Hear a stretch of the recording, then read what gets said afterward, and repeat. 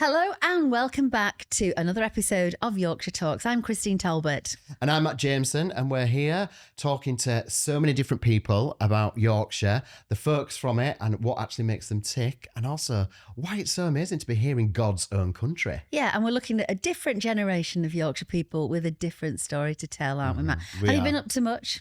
I've been doing a few things. I've just been on holiday. Yes, again. Everybody always says that to me. Well, But I wonder why. it was a nice little break, and I was recording something exciting at Abbey Road. Abbey Road? In London, yeah. I'd never been before. It was amazing. Are you able to tell us anything more? No, it's all kind of top secret at the moment. By the time this goes out, though, it might be out there. But it was amazing to see, obviously, the incredible studios where some iconic people have recorded. Yes. It was amazing. Yeah, is that where they do the zebra crossing and the Beatles? Yes, Did the you zebra do crossing. it? We did, yeah. I thought you might, we were walking across the zebra crossing, but it stops all the traffic, and everybody just it's like, what is going on? And all the people are beeping. God, hurry up. Yeah, there's like a massive queue of people there as they're going across the road. It's hilarious. Well, look forward to that. What about you? What have you been doing? Just been busy doing a lot. It's that time of year at the moment where there's a lot of award ceremonies and events, and I've been hosting a few of those, which has been great.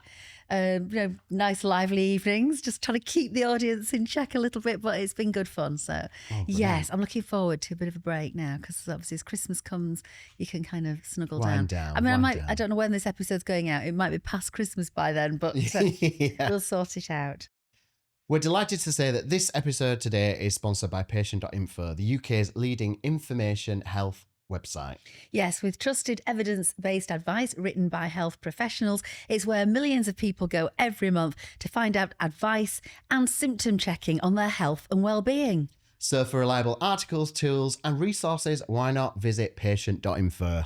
Now, when today's guest became a mum at the age of 35 after a high-flying career in broadcast journalism and in marketing, she expected a challenge, but what she got was a full-blown shock to the system. So motherhood wasn't quite what she pictured, suddenly from 100 miles an hour to 500 miles an hour, but then with quite a lot of bumps along the way. Yeah, but she realised very quickly that she wasn't the only one feeling this way, because parents all over the world, she began to realise, had that same twist and turns in life. They were all navigating the what on earth am I doing thing. So what did she do? Build a community online, sharing funny bits, funny stories, and also the catchphrase, please tell me, is this normal? And all these bits came brilliantly across, and people absolutely loved it on My Kind of Mum. Yeah, her Instagram community alone has nearly 500,000 followers. And just recently, she was crowned Parenting Creator of the Year at the Be Creator Awards. We're absolutely delighted to welcome to Yorkshire Talks, Claire Warren. Gosh, what an introduction. Thank you. Lovely to have you with us, Claire. Thank you. It's an honour to be here. Thank you so much. And it's just amazing to hear your story. So tell us a little bit about yourself and how that all came about. Gosh, yeah. Well, you've kind of summed it up really nicely in the introduction there. My background's in broadcasting. I used to be a radio journalist, always here in Leeds. Came to Leeds when I was 18 to come to university and never left. Fell in love with lovely Yorkshire, as you say. It's a brilliant city. It's a good city and a good county. It's gorgeous, yeah. Started out my career in broadcast journalism. I was on Galaxy on Hursty's Daily Dose, reading the news there, and then moved over to Radio Air, where I became the news editor and did that for 6 years, I want to say, and then moved off into marketing and helped do the marketing for my partner's gym, Primal Gym, which we set up down at Leeds Dock. Okay. Oh, wow. And then got pregnant and couldn't really continue with the level of work I was doing currently, so wanted to sort of start doing something that worked more around having kids. And I'd been doing a lot of social media, obviously, anyway, being the marketing manager for a gym, and I'd done a lot of editing work, a lot of video editing, a lot of audio editing. So it was kind of a real amalgamation of skills when it came together, and I started doing the social media side of things. Mm-hmm. And I actually started out as Feeding Their Futures, and it was a healthy recipes for baby-led weaning, because I was in that phase with my first at the time. Wow. And online I was sort of looking for inspiration for food to give her when she was weaning, and it was all kind of pastry pinwheels and stuff like that, which have their place, but with a background in health and nutrition, running my partner's gym, I wanted to sort of put out some stuff that was a little bit more nutritious. So I started sharing the food that I was making for her and grew very slowly doing that. But it didn't really feel like me. It was very much my partner's message. He's the health coach. And it was only when I started to talk about, is anyone else actually finding this really hard?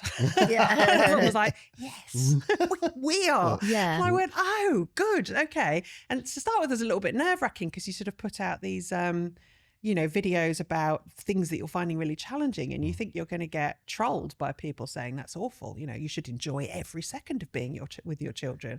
And I thought, I'm kind of not enjoying every second. There's quite a lot of seconds that I'm not enjoying that much. But actually, obviously, the more and more I talked about it, the more people just started saying same in the comments and totally agreeing. And hence, I guess, the resonating. title, My Kind of Mum. My Kind of Mum, You're my kind of mum. Exactly, yeah. Yeah. And it was that, it's not just about me being my kind of mum, it's that I was connecting with people that I was like, you're my kind of mum, and it was that sort of connection that was forming with the audience, that's kind of where the name came from. And as soon as I switched to that, it then rocketed. It was like, okay, this is what we want to hear about. We don't want to be preached about vegetable stews and things like that. Talk to us about the realities of motherhood. Reality of it, yeah. Exactly. I love that. And I think it's so relatable as well. Yes. Like you said, people find it hard. It's a hard thing to be a mum and to bring up kids, and actually just being real about it is so relatable to everybody. I think it's that thing, isn't it, where you don't like to admit it, really. It can be very boring.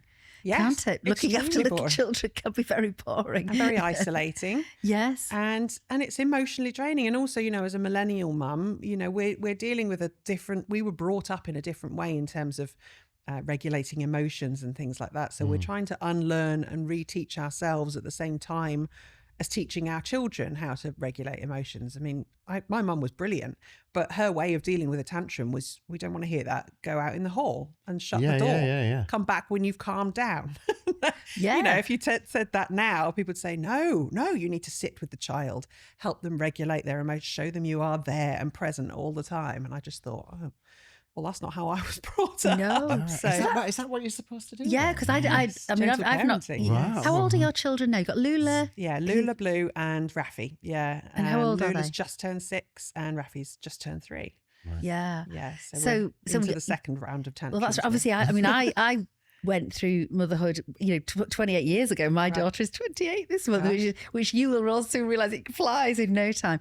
But I do remember that phase. But no, I think this new style of parenting has come in since then. Yes, and I have seen stuff on Instagram about it. It's a really interesting. Where did that come from? That how you deal with children? I know they call it gentle parenting, don't they? What is gentle parenting? Oh, I'm not the expert on gentle parenting. My understanding of it is people make a lot of comedy about it, a lot of comedy reels about it, where they are pretending that it's like permissive parenting, which is just letting your child do anything. It's not that. It is setting firm boundaries, but it's allowing them to feel every emotion, not shaming them for any emotions. If they're feeling enraged or really sad or anything, that's okay. You allow them to process those emotions, you validate those feelings, and you help them through it. Which actually, when I look at myself as an adult with the way that I was brought up, I think, yeah, that would have been helpful actually. Because if you think about it, as a teenager, if you had a massive rage, you were sent to your room. If you had a tantrum as a child, you were sent out of the room to calm down. So you were kind of given this feeling of big feelings like that are shameful in some way, or just don't burden us with them, please. If you could just take that out there. Whereas the gentle parenting approach is much more about naming the feelings. I can see you're feeling angry. Let's see if we can work through that together. Which always sounds good on paper, but when your child is actually screaming in the middle of Aldi, I can see you're feeling angry right now.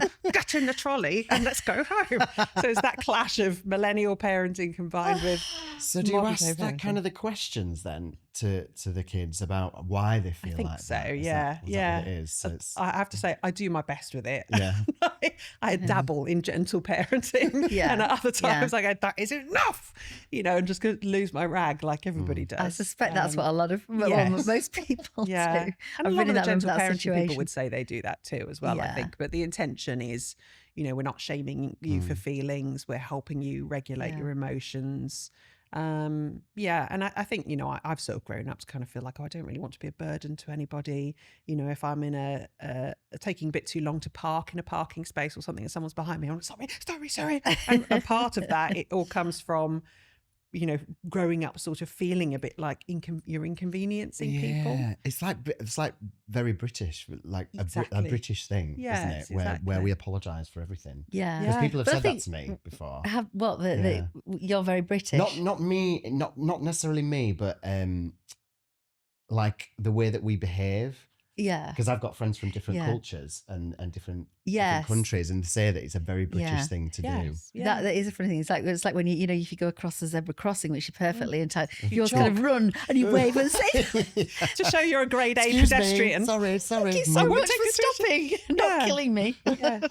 Well, we're all afraid to take up space, aren't we? It's sort of, oh, I don't want to bother anybody. And Yeah. But we shouldn't be like that. No, As well, exactly, we shouldn't yeah. have those feelings, and we should Yeah. be just like Yeah. strolling across that zebra crossing. Yeah, Not you're scaring the right. world. Strut across the crossing. Like yeah. you did in Abbey, Yeah, in Abbey Abbey Road. Road, Yeah, yeah, just annoy exactly. everybody and get Take your tooted time. at. And be like, oh, whatever. 25 more selfies. Wait. Exactly. But That's I what think we're gonna do. what's so brilliant about what you do is you find those little moments like that, and you'll do a reel or make a video about it, which is so funny or so relatable, and you go, oh yeah, that's exactly what I'm like. Where do your ideas come from? Well, from the children. I mean, it's Yeah. often from the hardest moments with the children. That's been one of the best things about doing this, actually, is that when you are in the midst of some of those really challenging bits, like your child just not eating, for example, forget giving them healthy stuff, just eat something. They just wouldn't, we've had those kind of phases.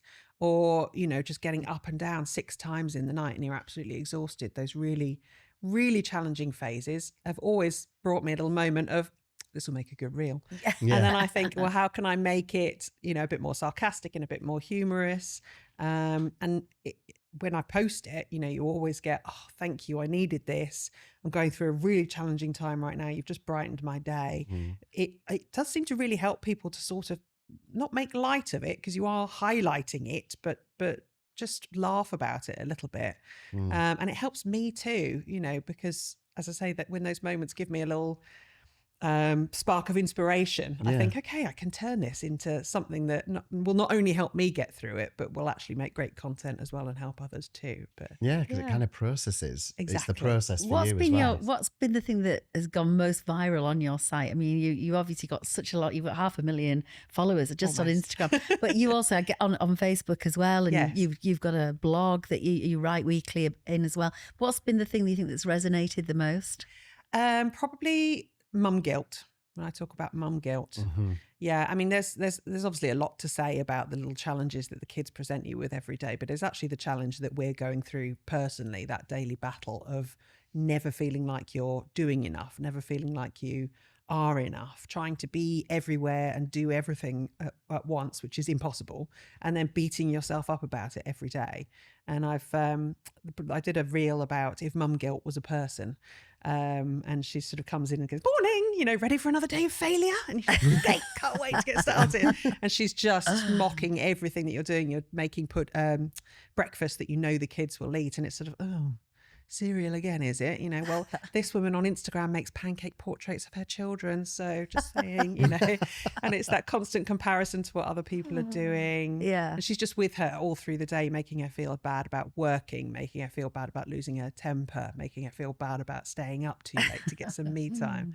Yeah. And, it's done in jest, but at the same time, it really highlights how ridiculous it is, because you watch it and you think, that's all. Can you imagine if that was actually a person in your house talking to you like that?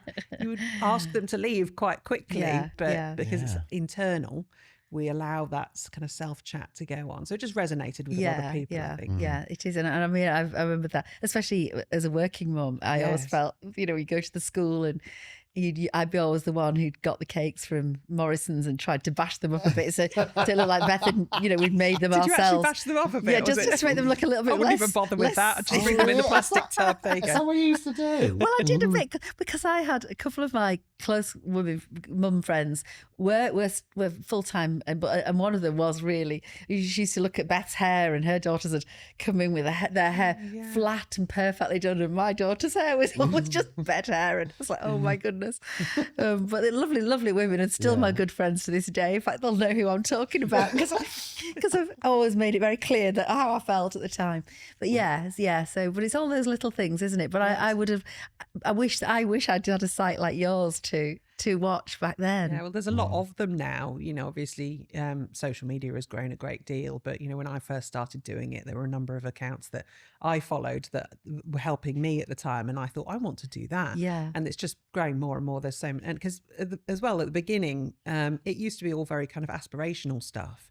It was beautiful shades of beige outfits that you can put your children in and stunning nursery decor and really healthy food, recipe ideas and sensory trays for playing with the children and things. It was all very inspirational, gorgeous content, but it can add to the feeling of failure because I haven't had time to make a multicolored dyed rice sensory tray today. Well, it's creating that expectation that everybody should be doing this. You should all be doing this for your children. Exactly. Yeah. I just did a post about it the other day where I was just saying you've got to understand as a content creator, I specialize in comedy. So that's what I spend my day doing is writing and recording comedy reels. The ones that you're watching that are making the sensory play trays, they'll be doing that for most of their day if they're doing this as their job. The cooking ones, they'll get up in the morning and think about what recipe am I going to record today. They're not doing the billion other things and the sensory trays and the perfect nursery decor and dressing that. I mean, some of them might be, but the annoying ones. Fair play to them if you are managing all of that. But we're comparing ourselves to people that are specializing in particular niches. How do you balance that? How do you balance it with the everyday? Then? I mean, it's become a full-time job now, to be honest. When I first started out, it did absolutely work alongside parenting. My daughter only went into nursery, I think, 2-3 mornings a week, and that was it at the time.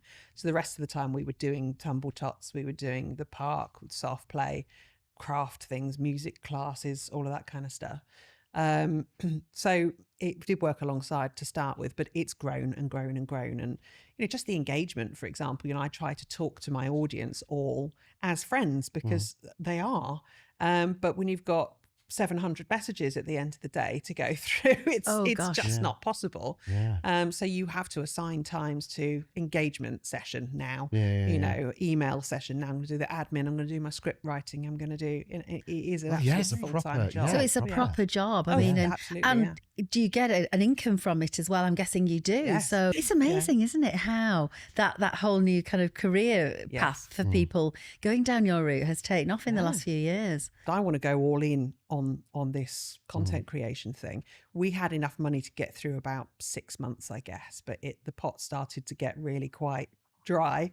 And Darren said to me, right, we're going to have to go out and apply for jobs. And I said, no, we're not doing this. And I sat down and just pitched to 50 brands, and a few of them started to come back to me, and I started doing some brand work. What, your husband, is he, what's his name? Did you say? Darren. Yes. Darren.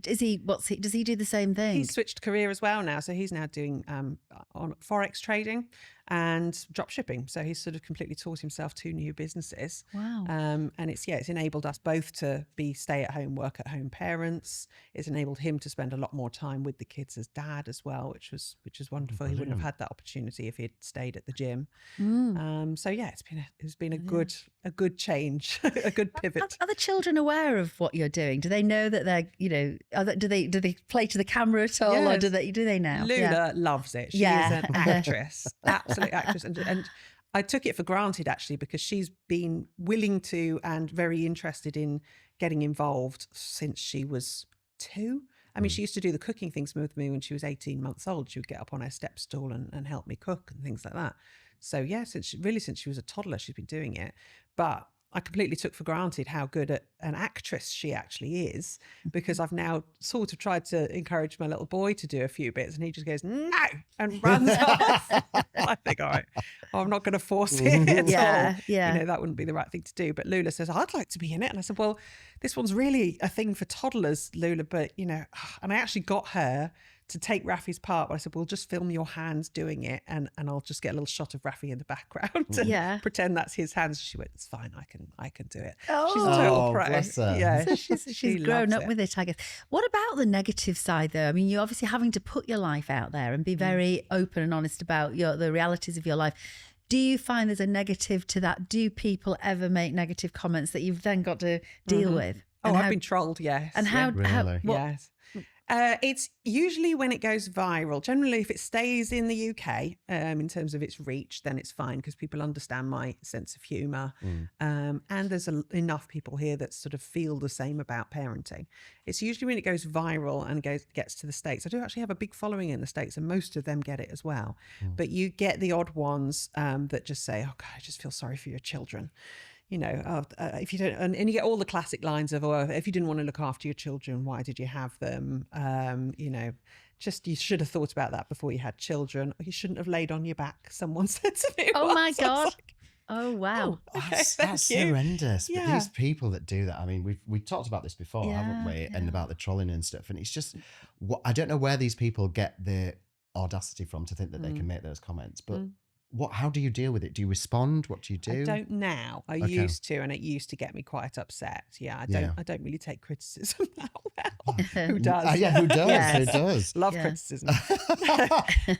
And so even though it would be 98% positive comments, people saying, "Oh, this is so me, this resonates, so I've been through this too, thank you for sharing." That one person coming in saying, "It really sounds like you don't like your children very much. I just feel sorry for them," or "Why did you bother having kids?" or something. And it's sort of, no, love the children. Yeah. Parenting is hard. And I would Yes. start entering into that argument with them.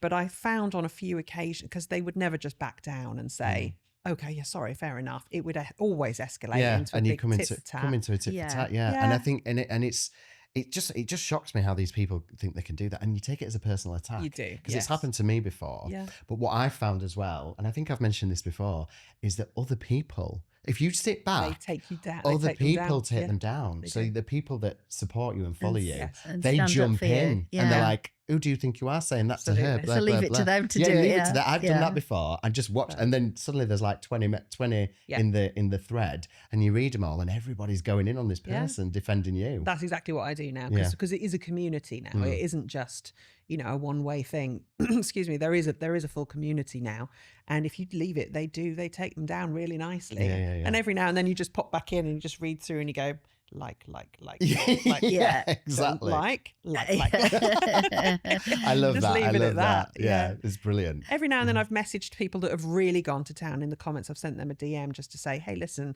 thank you for sticking up for me, but also for the point of the video Yes. so Yeah. vehemently. I Yeah. really appreciate it." I said, I can't enter into it because it becomes too stressful for me, but just wanted to Yeah. say Yeah. And just thank you.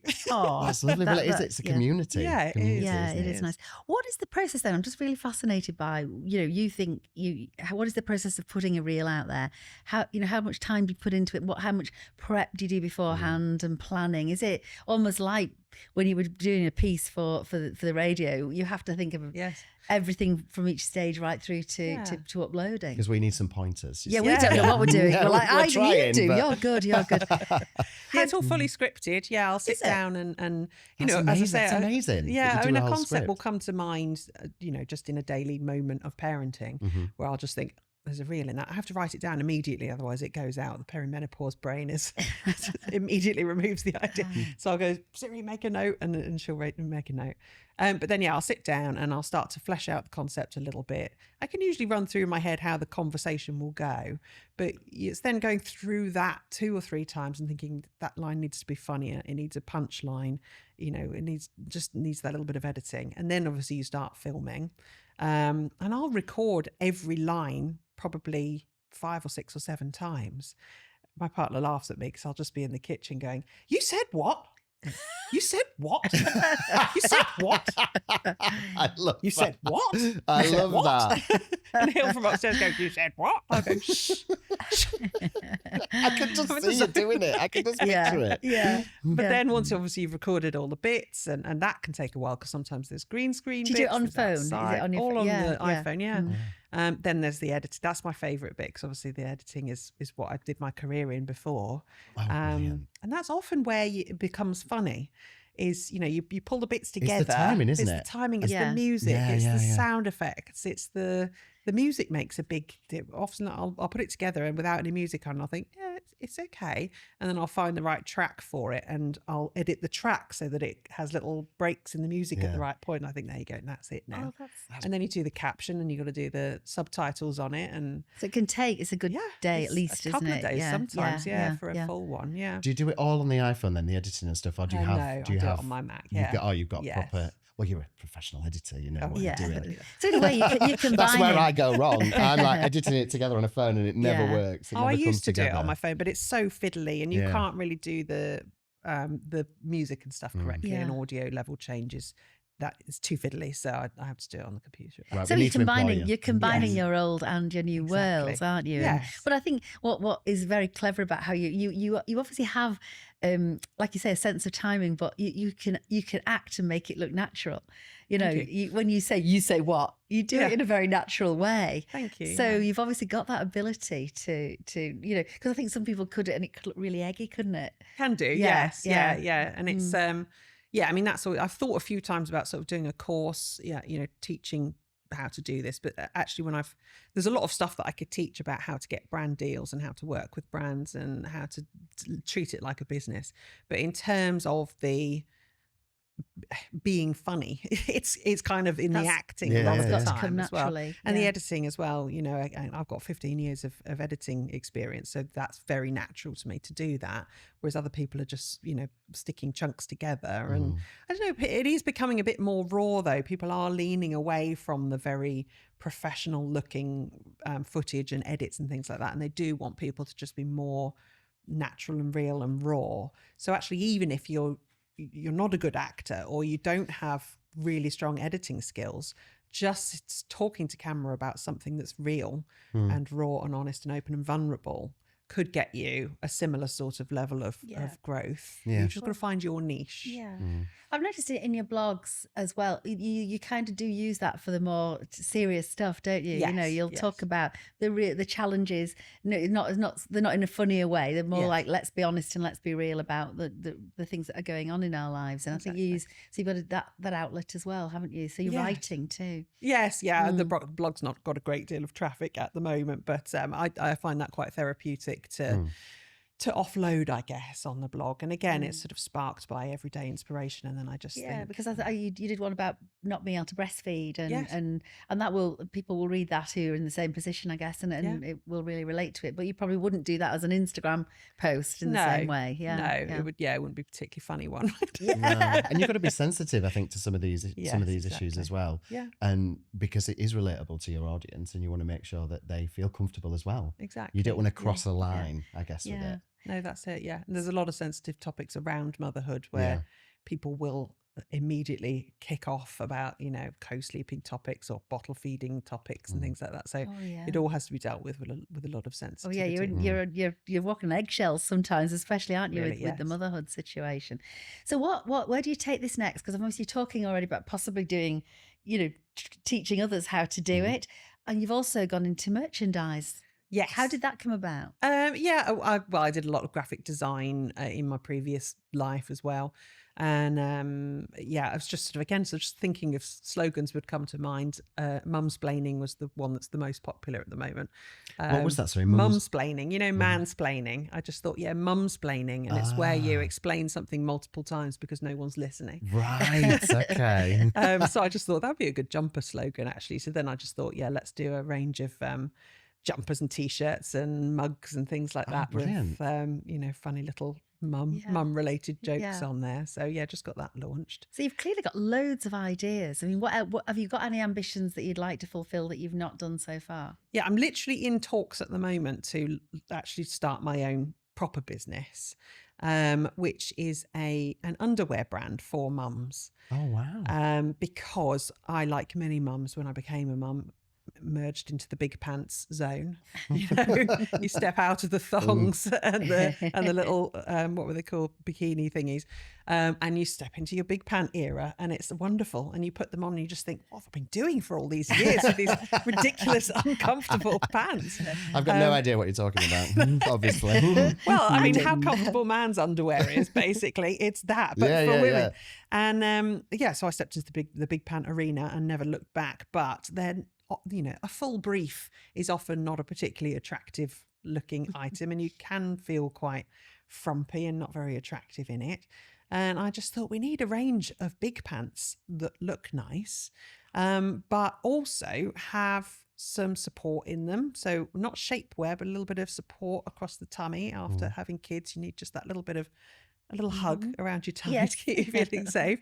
And also a layer of protection for the bladder weakness that comes after having children. I think we've all had that moment in the park where you're trying to do a star jump at the gym, or chasing your child around the park, where you suddenly go, oh, no, okay, oh, okay. just pop home quickly. If you've got the grey leggings on that day, it can be quite unfortunate. So we need just a gentle layer of support in that way as well. And I thought, this is what we need, and it's mumderwear. Mumderwear, what a great name! Yeah, so I'm literally I hope you patented it. Yeah, I love that. It's trademarked. I've got the domain. I've got the account. Yeah, it's all set up, ready to go. So I'm literally in talks with a company who's going to do all of the operational side of things. If anyone had asked you 10 years ago, would this be your path in life, what would you have said to them? Because I imagine, you were working in journalism, just going in every day, doing your job. But to think that what's taken off for you is incredible. Yeah. I don't know if I would have known it was I always had a feeling. I used to watch Dragon's Den a lot, and I always had a thought that when I have kids, something will happen after having kids, because of having kids, that will lead to my thing. I remember seeing the woman that invented the trunky suitcases, those little put along. And I saw loads of mums coming on, and I just thought, I don't think you would come up with those ideas until you become a mum. And then you're sitting there thinking, you know what we need? This. So I thought potentially something might happen around that, but I couldn't have envisioned the social media side of things. That was kind of came out of the blue, but it became a wonderful thing. Because I love the journalism and the marketing and stuff, but it was never I hadn't found my purpose. And this feels like it now. So. And a whole new, lot of friends, people you don't know, but you've become almost the head of a big community. Absolutely, yeah. And the other mum influencers that I'm friends with now as well, the other mums within my agency, Blink Management, there's some wonderful other mums within there, and we all meet up and have a great time together. And even though you work on your own at home, I've developed wonderful family of colleagues as well. How do your friends and family think about how massive it's got for you? Yeah, I mean, those that have known me for a long time, they just know that this is me. So I think they've sort of seen me come out of myself and finally find a job doing the right thing for me. So, old school friends have said things like, it was always meant to be, and my brother and my sister-in-law have said, that it's just a joy for them to sort of see me doing what I was made to do, really, I think. Do you get recognised? Because it's a funny world, isn't it? Because there's the world of social media, and we've had like Danny Malin that came on. He gets mobbed in the streets by people, particularly young people who follow him. Yeah. I just wondered whether you're already, other mums are going, you're her off my kind of mum. Sometimes, I haven't been mobbed yet. Not sure still to come. Maybe the mums won't do that. But. I'm not sure I would enjoy a mobbing, but no, I had a lovely one in Morrison's in Rothwell, actually, walked through and sort of saw this little group standing in the middle going, right, yeah. And I walked past and I went, sorry, we're totally fangirling. And I just went, what, over me? Are you serious? Because I don't feel any different. I just feel like the person I was before. So it's quite weird. And you just say, thank you so much. It's amazing. Yeah. The other one is when you see people kind of, again, it's always in the supermarket. They'll just be getting a few things off the shelf and they'll go, I know, you can see. Where do I know her? You can see when they're recognised. Yeah. And you just, they come over and they go, do I know? I say, is it Instagram? They go, oh, yes, Yeah. absolutely. So they can't You won't wait. have to say where Yeah. it's from. It's embarrassing if they say, no. I think No. I once met you at a wedding You're or at something. isn't Tumble it? Tots. Yeah. Oh, yeah, sorry. When I just came back from holiday, I was on the plane and one of the air stewards was like, oh, did we work together at so-and-so? Did you used to work on the planes? And I was Right. like, no. No. She was like, I know you from somewhere. Then you have to say, don't you? Oh, Is it maths? Is it maths? Is it maths? Yeah. Yeah. Do you two get that very A much? little bit, yeah. It's in the same way, Yeah. really. Yeah, It's yeah, quite yeah. funny, but you sort of think, oh, is it? And then all of you go, is it her? Are you her?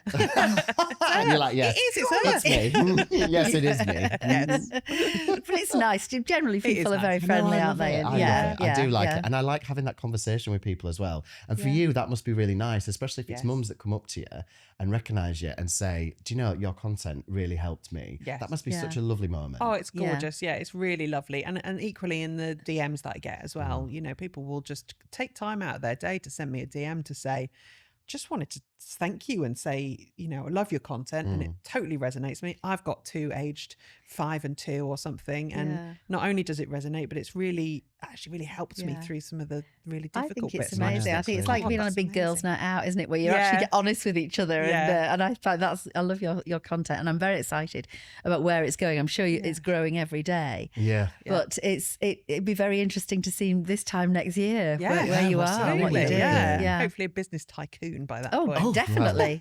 You'll have a multi-million pound pants. business, I in know. underpants. Well, we'll see you on Dragon's Den, I'm sure. Maybe, Yeah. You never know. You never know.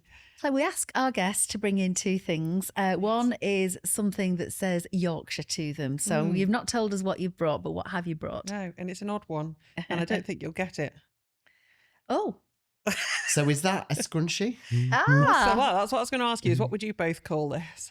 I feel like it's not big enough to be a scrunchie. hair No, it's band. not scrunchy. A hairband. Okay, so I would have, as you've probably guessed, I'm not from Yorkshire originally. Where are you from? I'm from. Well, I was born in Hertfordshire, grew up Oh. in Suffolk. Oh, well, Right. okay. But then I came to uni in Leeds. So Yes. I've lived in Leeds longer than I lived you have down to south. justify that, don't you? I was So, thinking, no, I've been yes. here a lot longer than I ever did with anyone Yeah, else. exactly. So no, so I'm not Yorkshire born and bred, unfortunately. But when I moved here, noticed a few words were different, and some of them I liked much more than our southern words. And one of them was this, which is a bobble in Leeds. Bobble, yes. Because I would have just called it a hairband Yeah. when I was Bobble. down south. I was like, bobble? What's a bobble?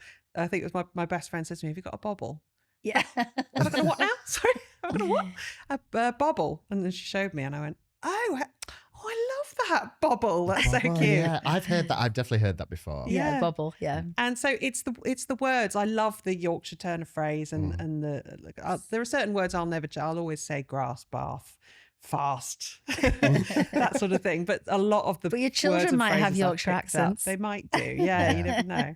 Like snick it. I'd much rather it's alleyway. It's Yeah, just so or a dull. Guinness. Yeah, Ginnell. Snick I it. know we can't Ginnell. Yeah, I Ginnell. like Gin or Snick It, I think is nicer. Yeah. Mardy, like you've got on the poster there, Mardy Yeah. bum. That's just so cute instead of And you know, reet. miserable arse.